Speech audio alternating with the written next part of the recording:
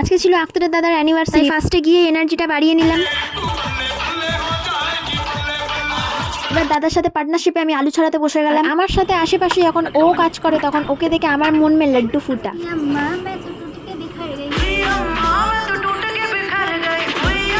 কাজের মাঝখানে এবার তাড়াহুড়ো করে নাকে মুখে খেয়ে নিয়ে এবার সাহানাকে রেডি করে নিলাম। আমিও রেডি হয়ে চলে এলাম। আমি রেডি হয়ে একটা ইন্টারেস্টিং প্রেমের গল্প করছিলাম আমার আর আক্তারের। স্টোরিটা অ্যাকচুয়ালি কি সেটাই কিন্তু ব্লগ দেখতে হবে, আমি কিন্তু শর্টে আর পুরোটা বলতে পারবো। এবার এত কিছুর মধ্যে মেন ফোকাস হলো এই যে এই দুটো কাপাল যাদের বিয়ে আমাদের এখন দেখতে হবে। এই ফার্স্ট টাইম আমি মুসলিম বিয়েও দেখলাম যে কেমন হয়। বিয়ে কমপ্লিট হয়ে গেল আর আমরা একটু ফটোশুট করে নিলাম। ফটো তো তোলা একটা ম্যান্ডেটরি ব্যাপার। আমাদের জেনারেশনে এসে যেটা না করলে আমাদের সবকিছুই অসম্পূর্ণ থেকে যাবে, সেটাই আগে আমরা করে ফেললাম, মানে কেক কাটিং। এই মোমেন্টে আমরা সবাই যা ভুল করে বেড়াই, মানে হ্যাপি বার্থডে বলে উঠি।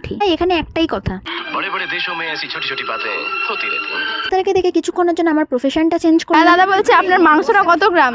আরে ফুড ব্লগিং করলে হবে নাকি? আমি এবার খেয়ে নি, বিরিয়ানি পেয়েছি সামনে।